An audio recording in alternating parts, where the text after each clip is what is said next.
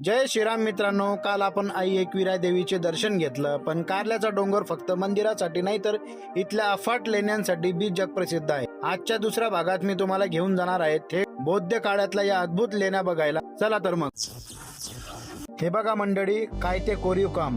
हजारो वर्षापूर्वी आपल्या पूर्वजांनी हा डोंगर पोखरून हे लोणं कसं तयार केले असेल बघून बुद्धी चक्रावून जाते राव. हे जे समोर दिसतंय ना, याला चैत्यगृह म्हणतात. इथले एक खांब आणि त्यावरचे हत्ती घोडे बघा, जणू काही आता जिवंत होऊन बाहेरच येतील. कार्ला लेणी साधारणपणे 2100 ते 2200 वर्ष जुनी आहे. या लेण्यांचे बांधकाम इसवी सन पूर्व 2ऱ्या शतकात सुरू झाले आणि इसवी सन 5व्या शतकापर्यंत त्यांचे काम टप्प्याटप्प्याने सुरू होते. या लेण्याच्या निर्मितीत सातवाहन राजांचे आणि स्थानिक व्यापाऱ्यांचे मोठे योगदान होते. हे प्रमुख बौद्ध आणि शैक्षणिक आणि प्रार्थना केंद्र होते.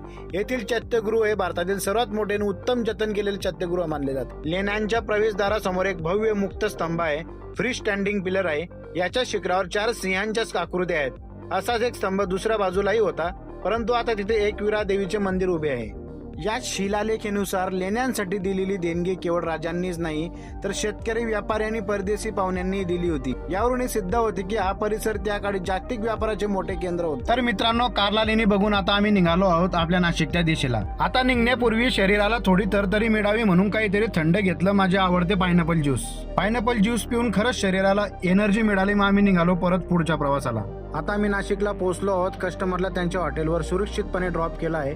व्हिडिओ आवडला असेल तर लाईक करा आणि चॅनलला फॉलो करायला विसरू नका. पुन्हा भेटू एका नवीन प्रवासात, एका नवीन ब्लॉग मध्ये. तोपर्यंत राम राम.